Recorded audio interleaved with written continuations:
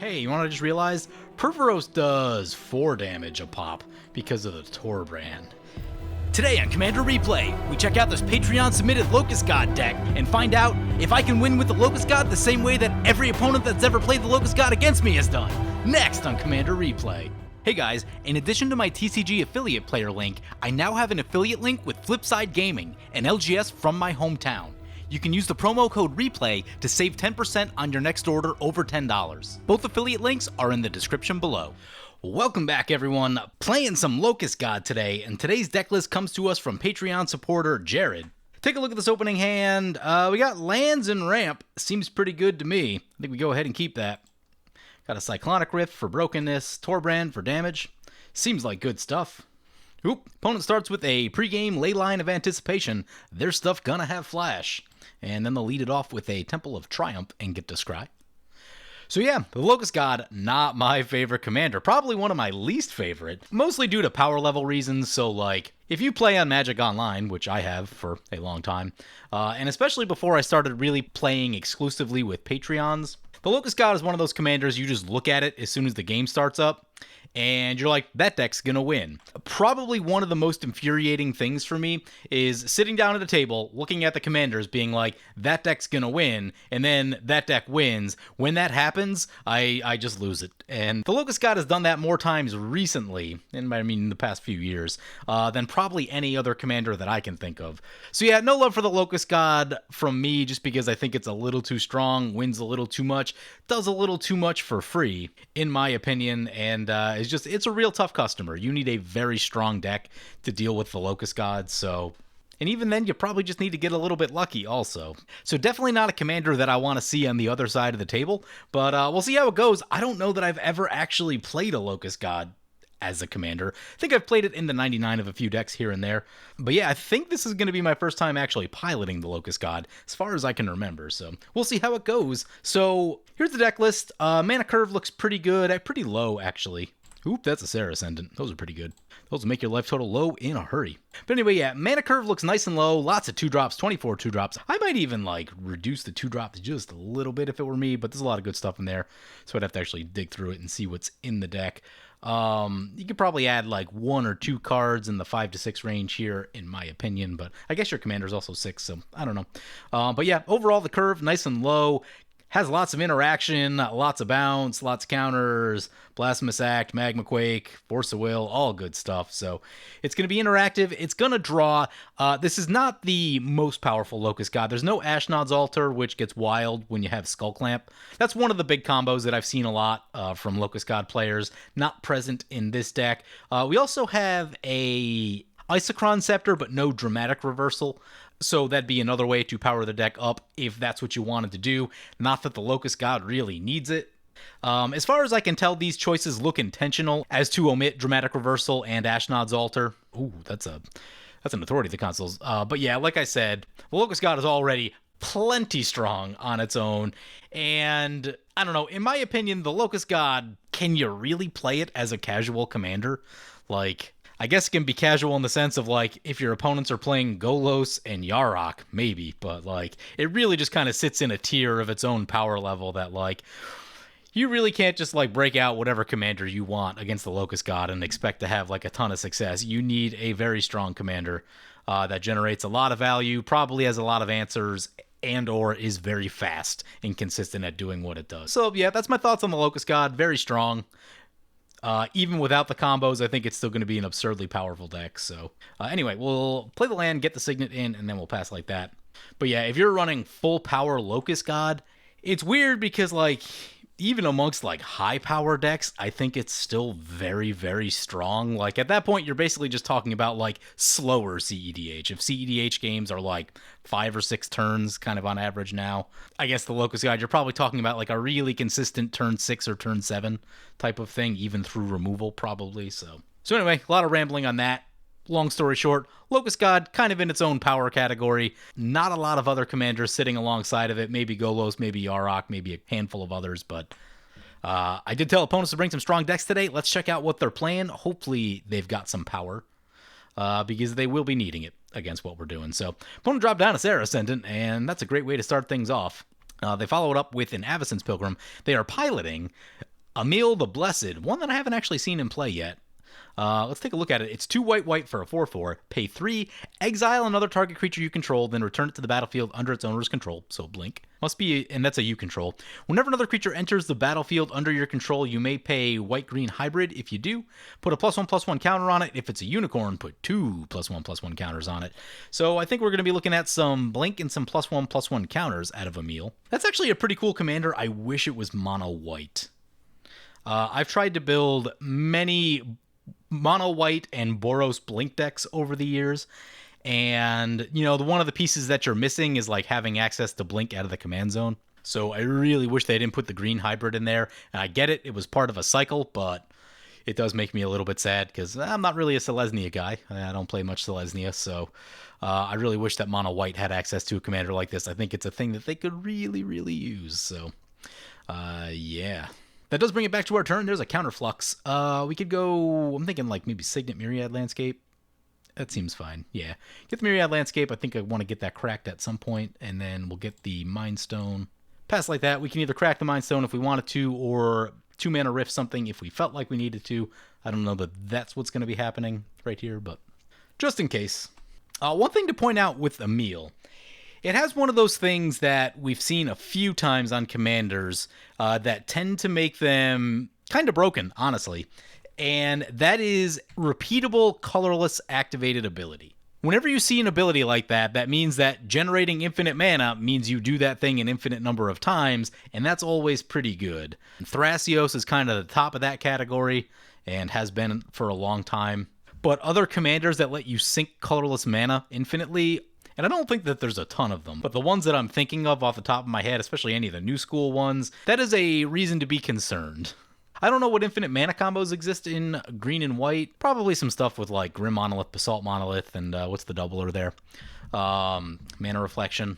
It's one that I can think of. I'm not sure what else exists off the top of my head, but yeah, generally, if you can sink infinite mana into your commander and just do something repetitively, probably going to be pretty good.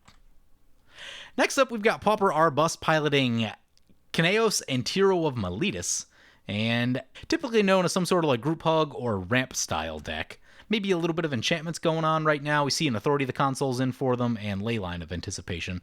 Not exactly sure what the plan is yet, but they don't really have to make decisions until the last possible moment either, which is also pretty good. And then finally, we've got 5-color bad stuff piloting Nicol Bolas.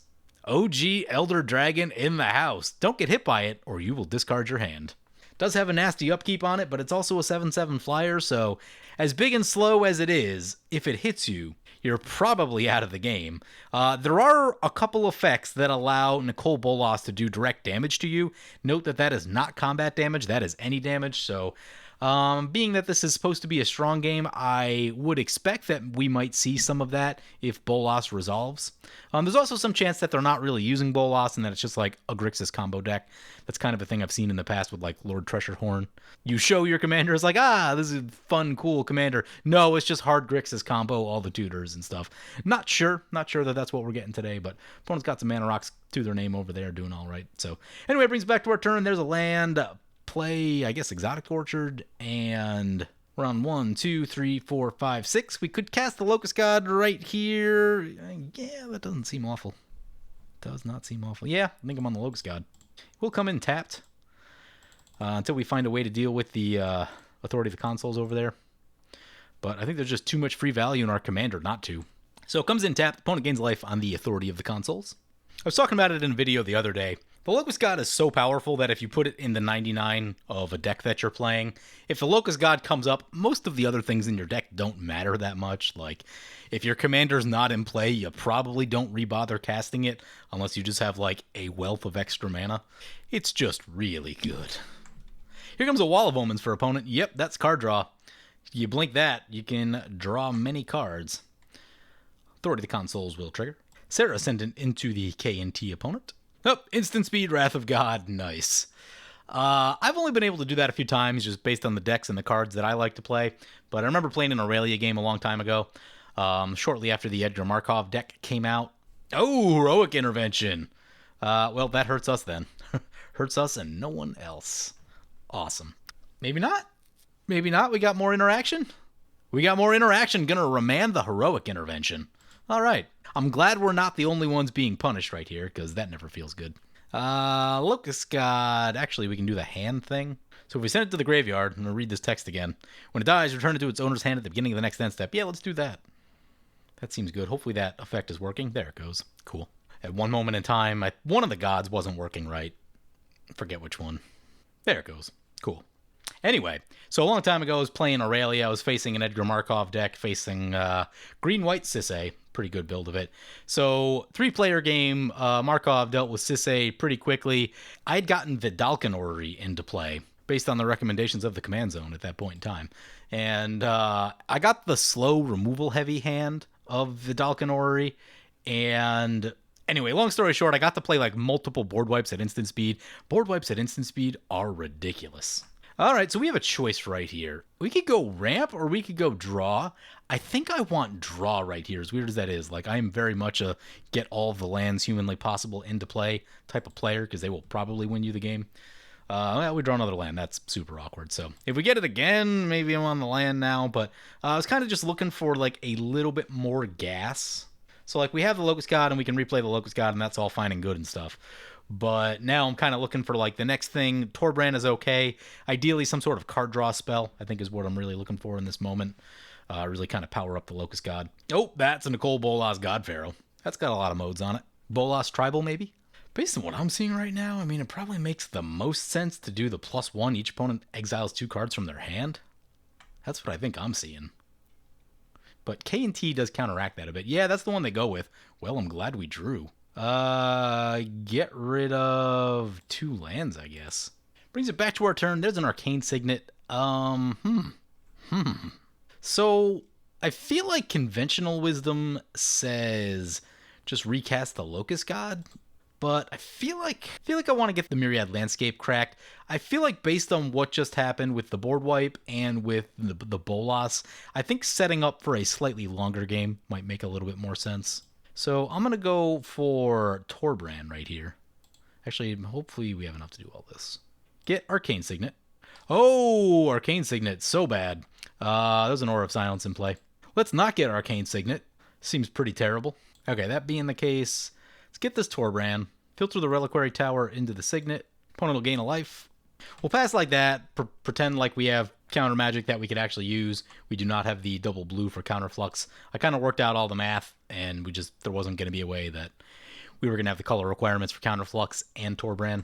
But I think cracking this Myriad Landscape is going to be a really good idea. There are some color requirements that we need to deal with, and just the ramp. The ramp is going to be important. So, again, just trying to set up for a longer game. I think with Bolas in play, I mean, Bolas is removal that we can't particularly do anything about if we just kind of slam the Locust God again. So, not really looking to, like, give that up right there. Not sure if that's necessarily the mode that they go for, but anyway, yeah, just kind of planning ahead is what we're doing right now, and getting those lands for future turns is where I'm at. Definitely puts me back on the card draw mode when the K&T end step trigger goes off. Scry Temple for opponent. K&T accidentally F6 their turn. However, they've got a Ley Line of Anticipation in play, so as long as I'm not trying to drop a land, actually they played a land, so yeah, they good. They good. Just do whatever they're going to do somewhere else. K&T end step trigger. No lands for us, so we're going back on the card draw. Maybe there's a reason to have try and get the Locust God in right there. Extra card draw is good for the Locust God. I would love to not have to exile 2 more cards from our hand. That would be fantastic. Yep, that's what opponent's going with. So I think the Locust God and the Signet want to keep hitting the lands.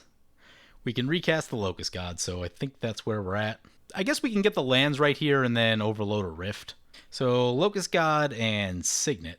Signet at 4 just isn't happening for me right now. Locust God to the command zone. Ooh, Eldest Reborn. Each opponent sacrifices a creature. Yeah, there's nothing we can do about that. So I guess we crack the Myriad Landscape. Ooh, opponent's going to mana drain that. Nice. So we'll actually untap with the Torbrand. Torbrand can put a little bit of pressure on the Bolas, so that's good. Actually, yeah, maybe the K&T probably should have swung into the Bolas. I know it's like one of the best blockers imaginable, but going for 2 islands right here. The deck is heavily blue. Brings it back to our turn. There's a Pactum Negation. That's nice. That'll let us tap out. I did change the mana base in this deck just a teeny bit, added some fetches. I noticed that they had a lot of snow-covered lands in the deck, and I just don't have all that many snow-covered lands on Magic Online.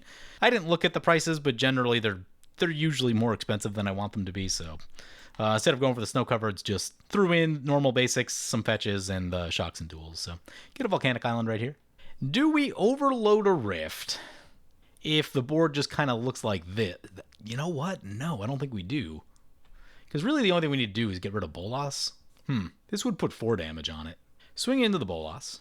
If K and T wanted to swing into the Bolas, that would put it down, I think, below the -4. And theoretically, we might be able to have a Locust God survive back to our turn. So damage on the Locust God goes down to 5 loyalty. And then I guess we just recast the Locust God. Did I say Locust God? I meant Nicol Bolas. So anyway, recast our Locust God. And we can leave up Pact of Negation if we need to. Locust God in, Authority of the Consoles triggers. Authority looking pretty good against the Locust God. The fact that it buys you time is so big. It's like, even if we hit a wheel and drew a million cards and put a bunch of tokens into play, they'd still all come in tapped. So you really do buy yourself a lot of time. I think this and Blind Obedience are really, really good cards. They can really shut down a lot of nonsense. Wilderness Reclamation. Opponent doesn't have that many cards. I don't know that it's worth the counter, honestly. 1 card in hand. I guess if nothing else, even if we can at least get the draw off of K and T, that'll give us a token, and the token will be able to poke Bolas more. Mana Drain, 5 colorless mana for opponent. It's pretty good. Pretty good. 1 card in hand, let's see what it is. Nope, can activate a Needle Spires, turn it into a creature. That can finish it off. Yeah, they send both. That can finish off the Bolas. Ooh, into Smothering Tithe. Is that worth a Pact of Negation with 0 cards in hand? Probably not, although, you know what, though? We are a draw deck. Maybe I should have shot that. Yeah, maybe I should have pacted that. I guess if it becomes a problem, we can still Cyclonic Rift. Kind of a weird situation, because, like, no one has cards available, and when that's the case, you really perceive things a lot differently. Like, Smothering Tithe is great, sure, but, like, if you don't have anything to cast with it, it doesn't do that much for you.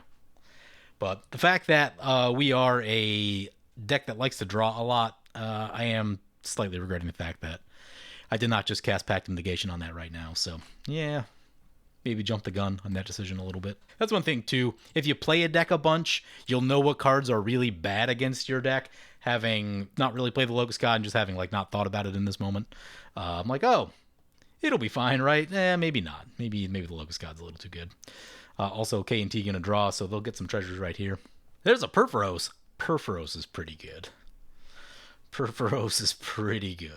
That does bring the Bolas Planeswalker down, so that's exactly what we wanted to see. And now our stuff can survive. I'm feeling pretty good after everyone having to... Ooh, nice. Oh, that worked out beautifully. Okay, so opponent's going to use Aura of Silence to shoot the Smothering Tithe, and that's just beautiful. Yeah. So you know what I was reading the other day? I was on Twitter, and Cobblepot, he does a lot of stuff with CEDH. Anyway, he's been writing some articles talking about, like, if you're a casual Commander player and you want to get into CEDH, one of the points that he brought up is that just because someone plays a problem on the table, in CEDH, that doesn't necessarily mean that you need to be the one to answer it, because everyone's running a lot of interaction. Now, when you're playing casual Commander, not everyone's running a high level of interaction. So, you know, problems that resolve may stay on the table for far longer than they should. But when you know that everyone's running quite a bit of removal and things like that, then you don't necessarily need to be the one to answer it. Like, unless it's a really big problem for you, you can probably let it sit there for a moment and see if anyone else wants to deal with it. Now, this Mindclaw Shaman, I am not feeling, so we're going to counter that. Give that the old Pact of Negation. We have the most cards in hand, and probably the most enticing cards. Well, I guess our opponents don't know what our cards are, but K and T has 0. The green-white blink deck, probably not super appealing to Bolas, so I have to imagine the Mindclaw Shaman is coming our way. Ooh. Opponent's going to hardcast a Fierce Guardship and counter the Pact of Negation, so opponent's probably going to 2-mana Rift and bounce our Locust God, I would imagine. It's a pretty big loss. It's going to be a pretty big loss. Mindclaw Shaman in, Authority of the Consoles. Yep, 2-mana Rift on Locust God. Sadness, won't get to make a token on our draw step. So the interaction flying up to this point, there's a Fire Diamond. That's more ramp. How much mana do we have? We have 9 total mana. Oh, 1 short of the Locust God plus Purphoros. So which one do we value more? Probably, we go the Locust God. 9 mana means we could leave up Counterflux. I think I'm on Locust God, leave up Counterflux. I think that's where I'm at. We need double blue and a red. Comes in tapped. Sword of the Consoles will trigger. Bolas' opponent has 4 cards in hand. Everyone else kind of got bled by the Bolas, so I think I'm just swinging their way. They will feel this a little bit with the Torbrand in play. It's going to be a hit for 7. And then next turn, think about the Fire Diamond and the Perforos, I think is where we're at. Opponent goes down to 26. Other opponents have a lot of life. Now, Locust God can chew through a lot of life. That's a thing that a Locust God deck can do. So it's not the end of the world, but, it will take, from our current position, which is not having a lot of cards available, it will take a little while to get there. Here's a funny Locust God story for you. So I was at GP Austin back in January, and I was playing at... They were calling it CDH. It wasn't like true Tier 1 CDH. It was kind of like Tier 2.5, probably. There was a Locust God, a Lord Windgrace, and Janara. And Janara was just like Control and Voltron, I think. So a lot of interaction, still very good decks, but not like... Flash Hulk was still legal at the time, so not Flash Hulk, basically. And anyway, I was playing my Gerard deck, and the other 3 guys knew each other. I didn't know them. And the Locust God, I think he played a wheel and got Shared Animosity into play, so he's got a bunch of tokens and has easy lethal on one player as soon as he untaps. So I was in the unfortunate situation of, I think I was 1 or 2 mana short of being able to go Razia's Purification with Gerard in play. And I just had to cast a Razia's Purification without really being able to break parity. And one, everyone at the table had to read the card because Razia's Purification, not on the radar of people who like to play a lot of high-power Commander. But 2, reset all the nonsense with the Locust God and was eventually able to win that game. Had to drag it out for a very long time. But when you have mass board wipes like that, they're really good against decks trying to slam a lot of permanents. Lord Windgrace had some Eldrazi in it, and it was just like a super fast ramp deck. And there might have been a little bit of land destruction in there too, I forget. But yeah, Locust God with a lot of tokens. Pretty scary. Opponent coming our way. Seems rude. Anyway, yeah, Locust God super threatening in that moment. 7 or 8 tokens with a Shared Animosity. Pretty scary.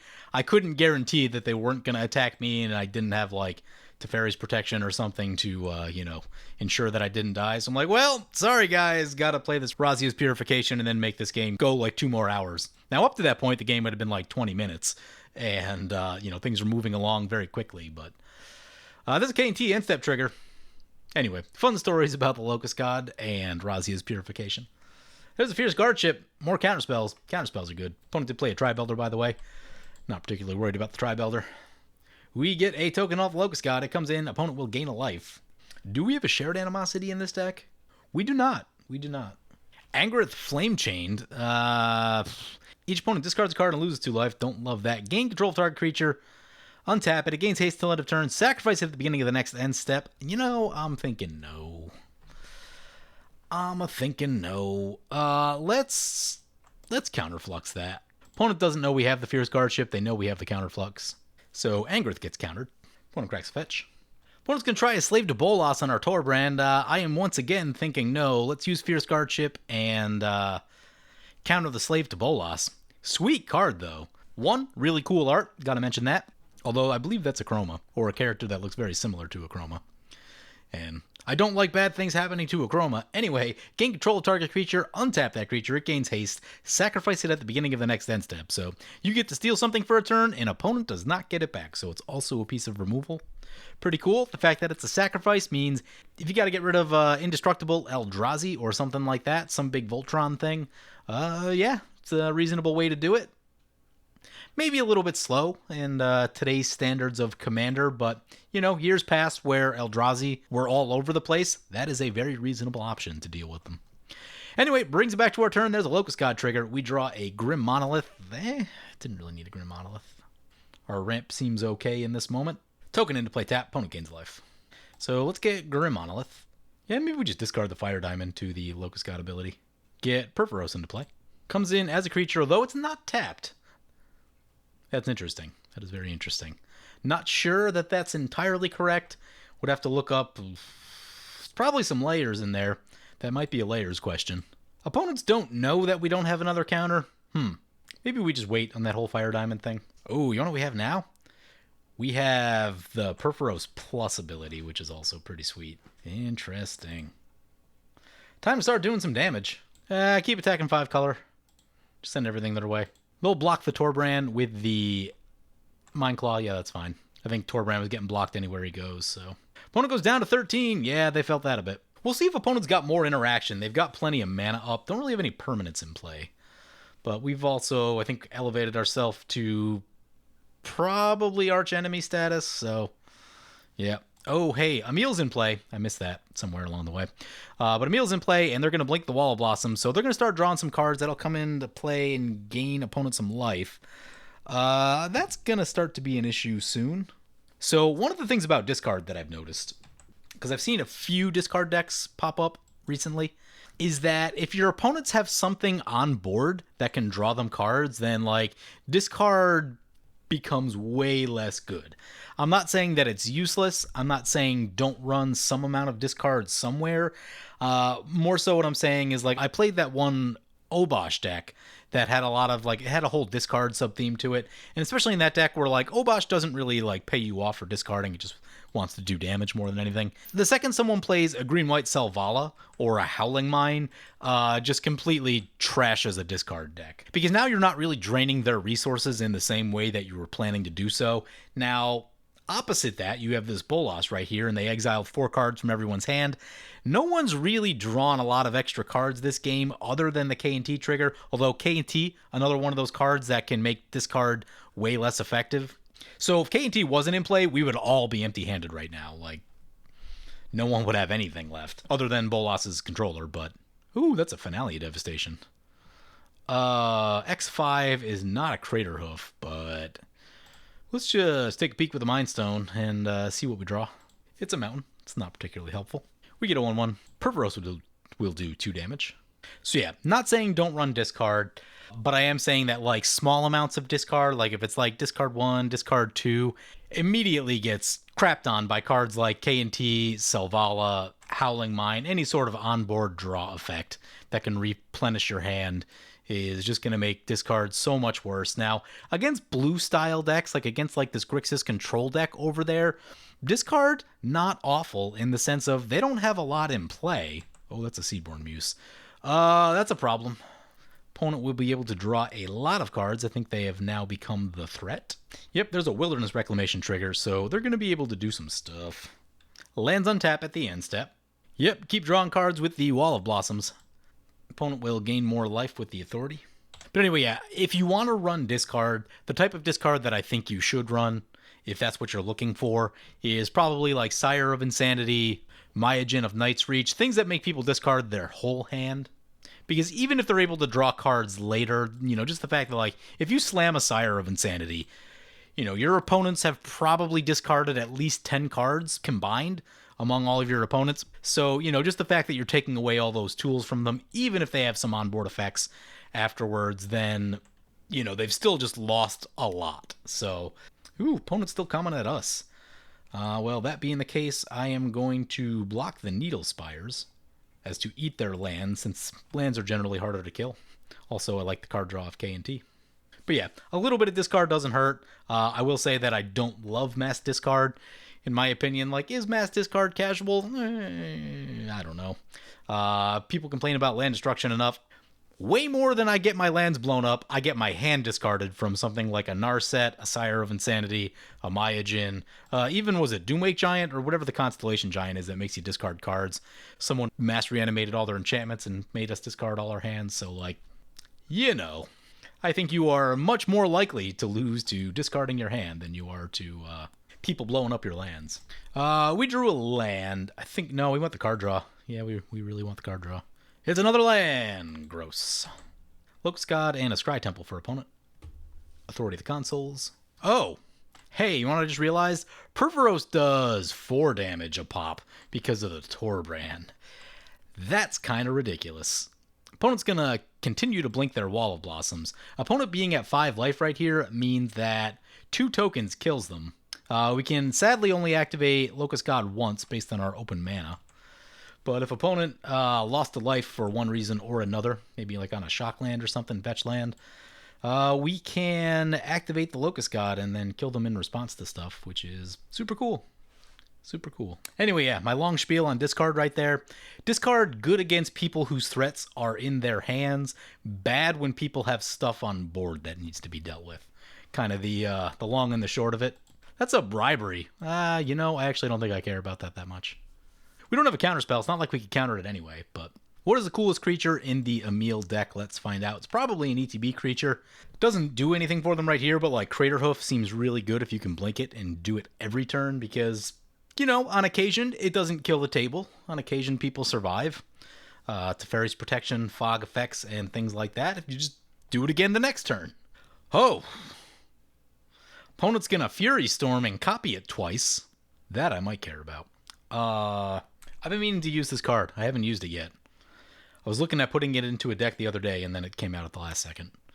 It's what always seems to kind of happen, but, Cards that matter right now, that I would realistically envision in the Emiel deck, like maybe a Bane of Progress is decent.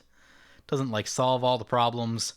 It seems unlikely, but if they were running something like a Cloud Thresher or a Tornado Elemental, one of those random blows up all the flyers, green creatures, would be interesting.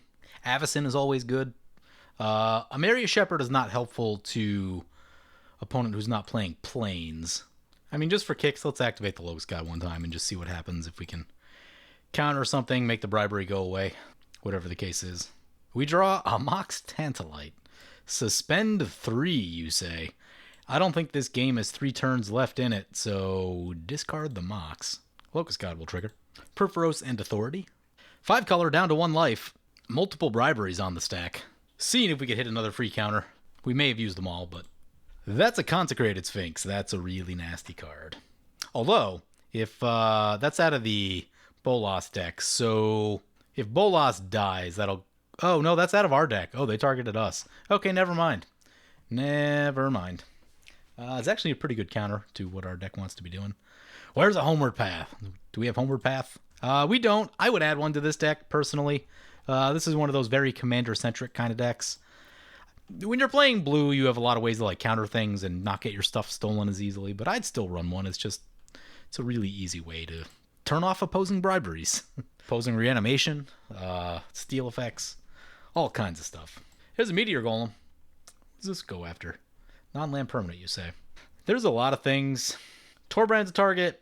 Locust God's a target, although Locust God maybe not... Locust God, you can't leave it in play, but, it does keep coming back, which is a problem. They're going for Torbrand. Okay, yeah, I can see that.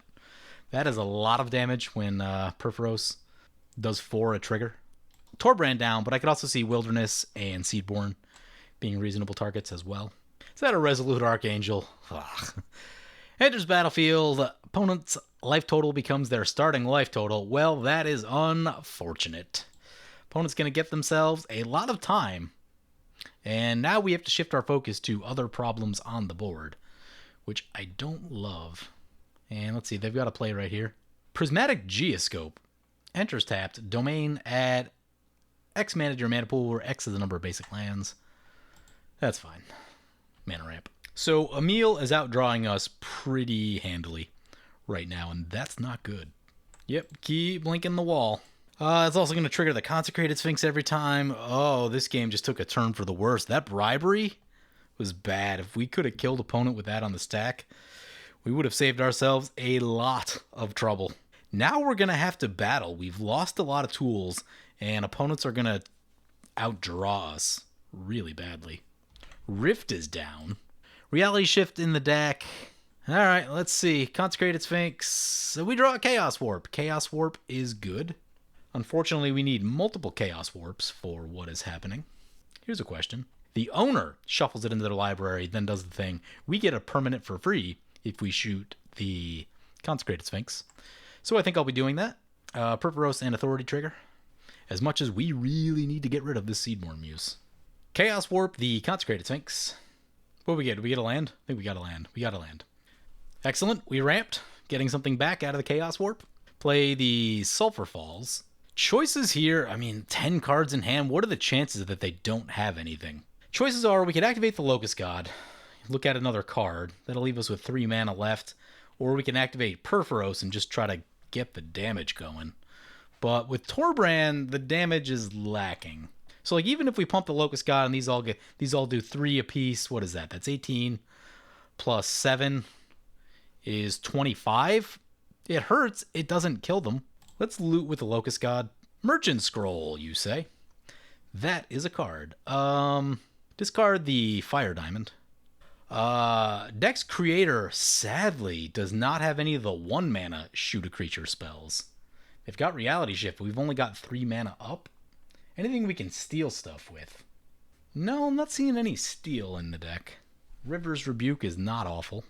This is a sorcery. Blue needs to find a blue instant. Let's do some attacking.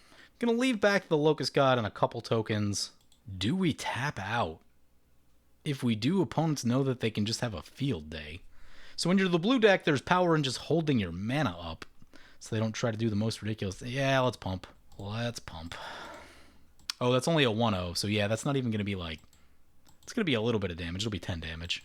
This is where you want to Shared Animosity. Opponent goes down to 26. More blinking of the Wall of Blossoms.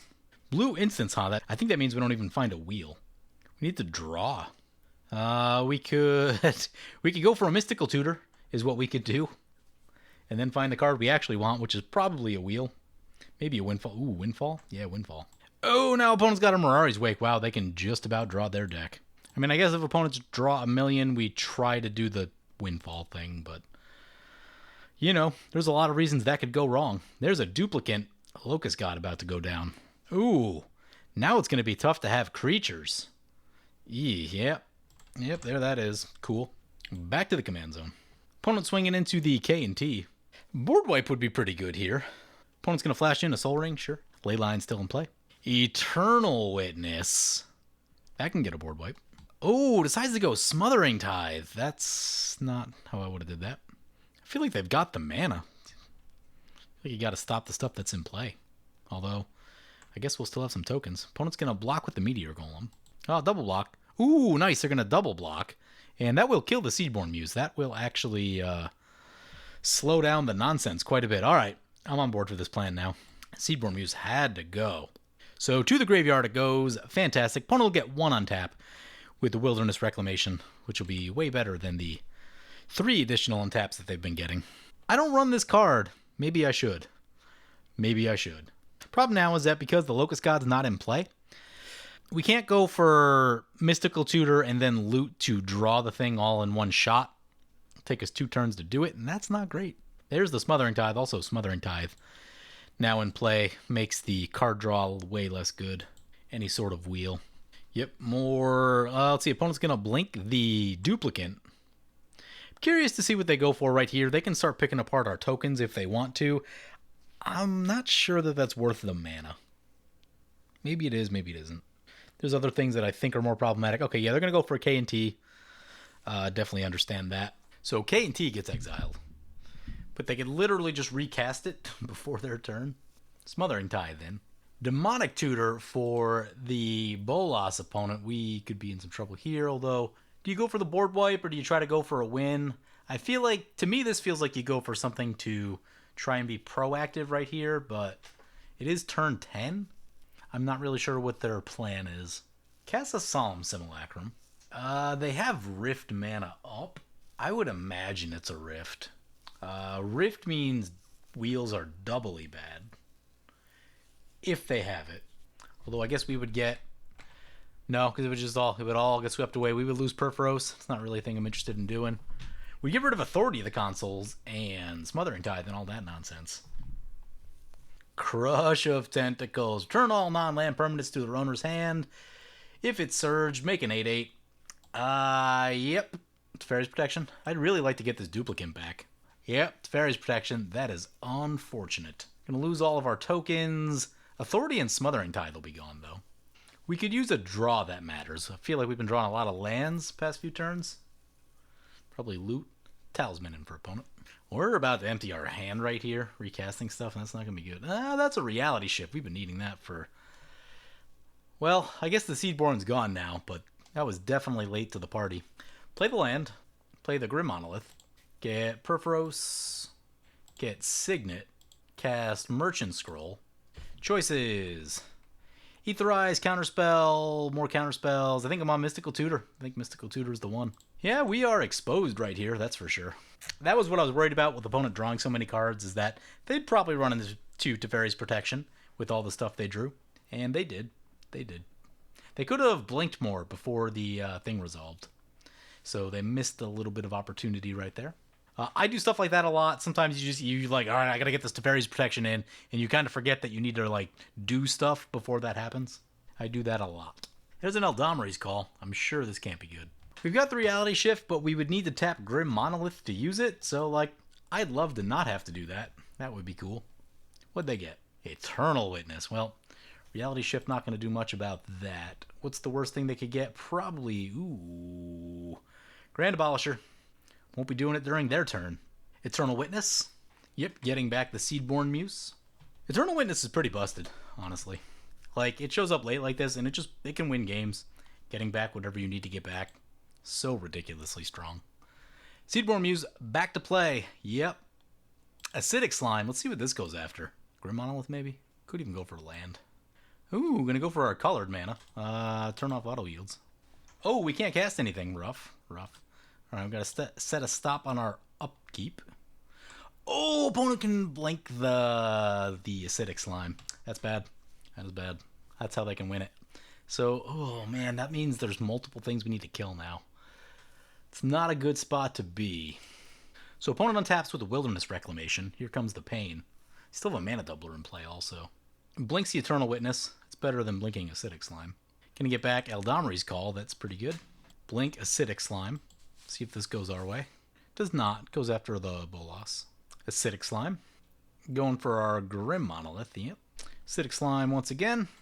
Play us again. Signet down. Alright, so we're out of opponent's turn, finally. This would be a perfect time for a board wipe. Opponent has Eternal Witness in hand, I think. No, did that die? Yeah, I think Eternal Witness is in hand.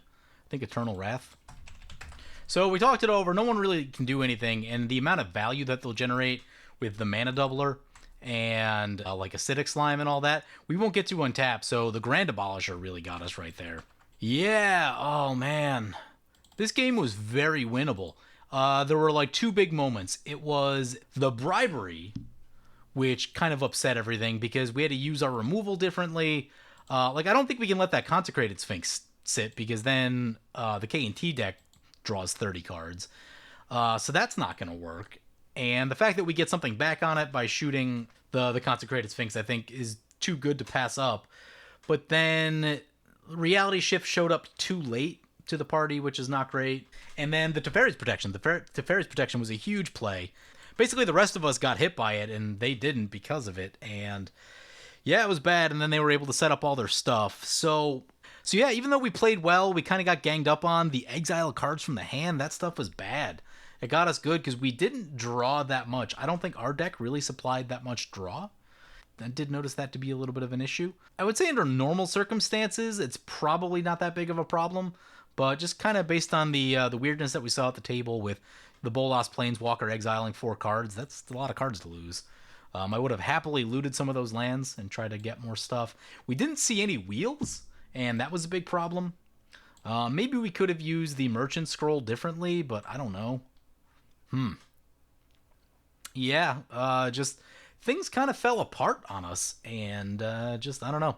Sometimes that happens. I don't have like a great explanation for it. Opponents made some good plays, and they slowed us down when they needed to, and we did not stop the Emiel deck when we needed to. So that's kind of how the game went. Now, we talked about it earlier in the game.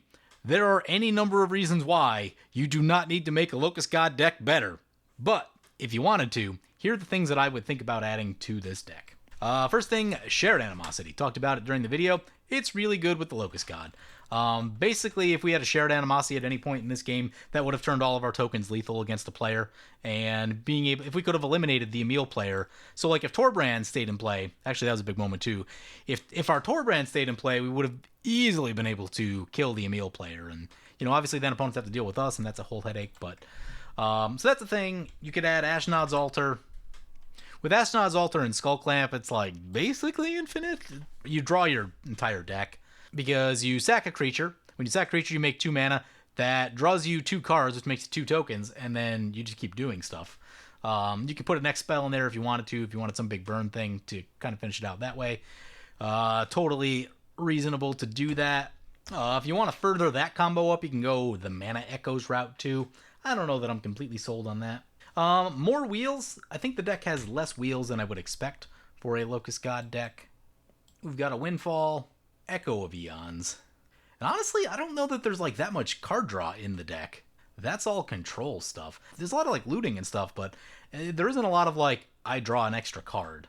Yeah, so maybe I would add a little bit of that, but again, there are so many reasons why the Locust God does not necessarily need to become stronger than it already is, so I get that aspect of it too. But another thing to think about too would be more ways, and maybe this is part of the problem, we just didn't draw enough cards, more ways to deal with permanents. We lost our Rift due to the Mind Claw, so that was our good way to deal with a lot of the stuff that was going on. We never ran into River's Rebuke.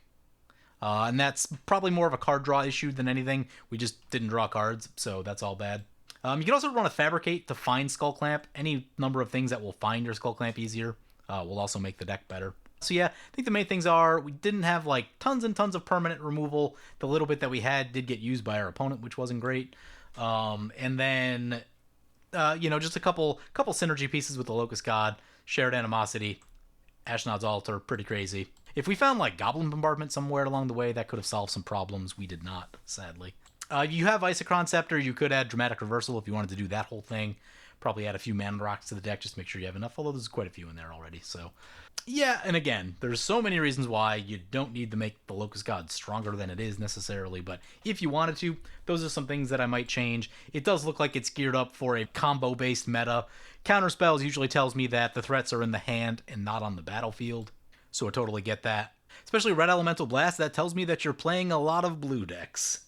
Because this card is only really good if you're playing a lot of blue decks, and particularly when you're, in like a CEDH, near CEDH kind of thing. It's going to be a lot of bounce and stuff.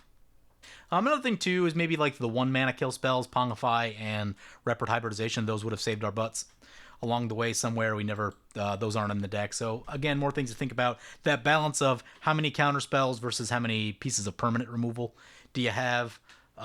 Maybe a piece of artifact removal. Not seeing a lot in the way of artifact removal. There's a Treasure Nabber, can borrow some stuff. Yeah, but those are some things to think about and kind of balancing everything out. Other than that, I think I'm going to wrap it up right there. Hope you guys enjoyed the video. As always, feel free to comment, like, or subscribe.